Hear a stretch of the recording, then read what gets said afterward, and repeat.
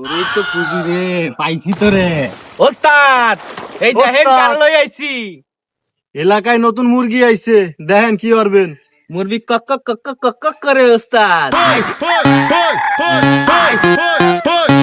ওই বেটা মুরগি পাইছিস তো, ওরে দেহার কি আছে, ওরে পুরোটা চেক দে।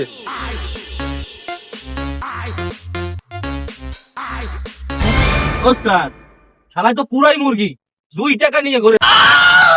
এ ওর 2টা করে ফেরত দে, ফেরত দিয়ে ওর সাইডে দে। কি কোন ওস্তাদ, ছেড়ে দেবো? হাট শালা যা, হাট।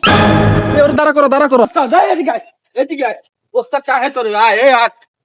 এ ওর একটা বালসের। এ খোল খোল, এ খোল বালছে। ওস্তাদ বাল ছিঁড়ে ফেলাইছি। ওস্তাদ এত তুই বাল ছেড়তে করেন কেন ওস্তাদ?